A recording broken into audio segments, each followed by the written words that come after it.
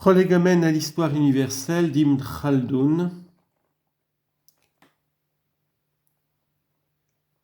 Première partie.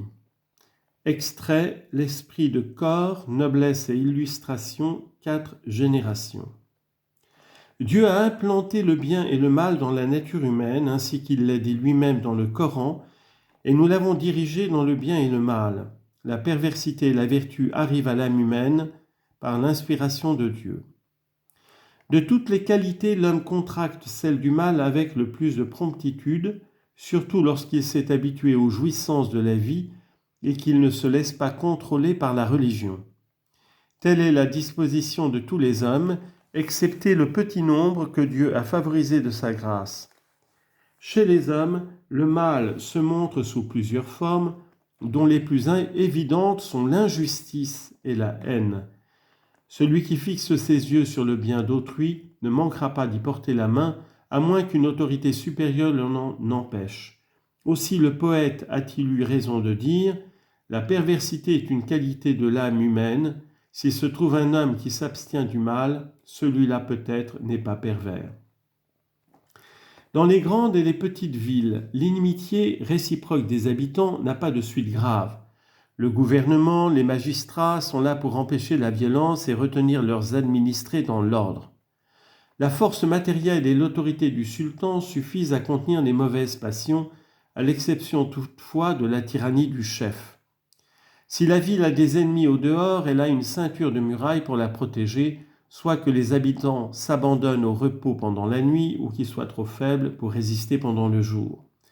Ils ont d'ailleurs pour les défendre un corps de troupes entretenu par le gouvernement et toujours prêt à combattre.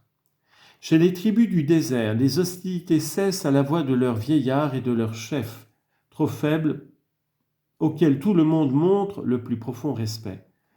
Pour protéger leur campement contre les ennemis du dehors, elles ont chacune une troupe d'élite composée de leurs meilleurs guerriers et de leurs jeunes gens les plus distingués par leur bravoure. Mais cette bande ne serait jamais assez forte pour repousser des attaques, à moins d'appartenir à la même famille et d'avoir pour l'animer un même esprit de corps. Voilà justement ce qui rend les troupes composées d'Arabes du désert si fortes et redoutables.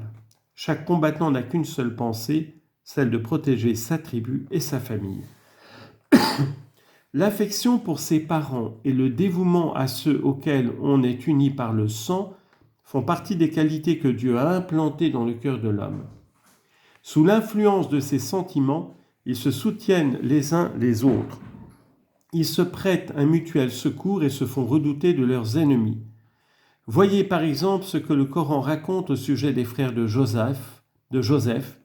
Ils dirent à leur père « Nous sommes une bande d'amis dévoués. Nous serions donc bien dit méprisables si le loup parvenait à manger Joseph. » Sourate 12, verset 14. Ces paroles donnaient à entendre que la confraternité de sentiments exclut la haine et la jalousie. Quant aux individus, qui sont les seuls de leur famille, ils se montrent peu disposés à secourir leurs camarades dans les moments de danger.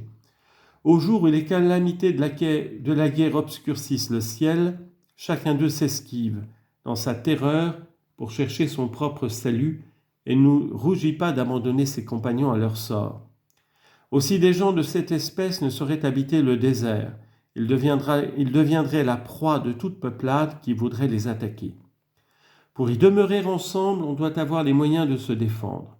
Quand on a compris cela, on reconnaîtra qu'il doit en être de même des hommes qui se présentent en qualité de prophètes et de ceux qui entreprennent de fonder un empire ou d'établir une secte religieuse. Pour atteindre leur but, ils doivent employer la force des armes afin de vaincre l'esprit d'opposition qui forme un des caractères de la race humaine. Or, pour combattre, il faut avoir des partisans, animés tous d'un même esprit de corps, ainsi que nous l'avons dit vers le commencement de ce chapitre. Ceci est une règle dont le lecteur verra l'application dans ce qui va suivre. Que Dieu nous soit en aide.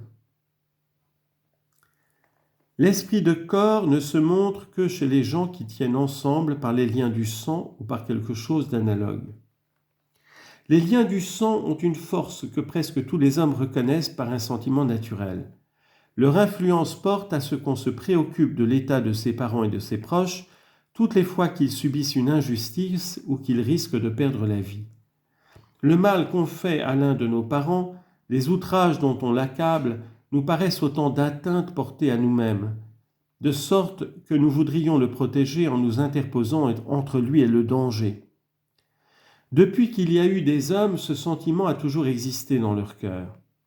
Quand deux personnes se prêtent un secours mutuel et qu'elles sont assez proches parentes pour être unies de cœur et de sentiment, c'est l'influence des liens du sang qui se manifeste dans leur conduite. Les liens du sang sont parfaitement suffisants pour produire ce résultat. Si deux individus ne sont pas liés par une parenté très étroite, ils pourront en oublier les devoirs jusqu'à un certain point. Mais comme ils savent que leur parenté est généralement connue, ils se prêtent un secours mutuel, chacun d'eux voulant éviter le déshonneur auquel il se croirait exposé s'il agissait mal envers quelqu'un qui, au vu et au su de tout le monde, était son parent plus ou moins proche. Les clients et les affidés d'un grand personnage peuvent se ranger dans la catégorie de ses parents. Le patron et le client sont toujours prêts à se protéger l'un l'autre par suite de ce sentiment d'indignation qu'on éprouve lorsqu'on voit maltraiter son voisin, son parent ou son ami. En effet, les liens de la clientèle sont presque aussi forts que ceux du sang. Ces observations aideront à faire comprendre ce que le prophète a voulu exprimer par ces mots. Apprenez assez de vos généalogies pour savoir qui sont vos proches parents. Elle nous donne à entendre que la véritable parenté consiste en cette union des cœurs qui fait valoir les liens du sang et qui porte l'homme à prendre la défense de celui qui invoque son secours. Autrement, la parenté n'a qu'une valeur imaginaire et n'offre rien de réel. Pour être utile, elle doit lier les affections et unir les cœurs. Si cette union est évidente, elle porte les âmes vers l'ardente sympathie qui leur est naturelle. La parenté dont l'existence n'est constatée que par un ancien souvenir n'offre aucun avantage. Elle perd même l'importance que l'opinion lui assigne. Celui qui s'en préoccupe se donne une peine gratuite et se livre à un acte de désœuvrement blâmé par la loi. Ce que nous venons de dire fera comprendre le sens de cette maxime. Connaître sa généalogie ne profite pas. L'ignorer ne nuit pas. Elle signifie que les rapports de parenté, lorsqu'ils ont cessé d'être parfaitement manifestes et qu'ils deviennent un sujet d'étude et de recherche, perdent jusqu'à la valeur que l'opinion publique y attache, aussitôt qu'ils cessent de réveiller ces sentiments de sympathie et de dévouement auxquels on est porté par esprit de corps, ils deviennent tout à fait inutiles.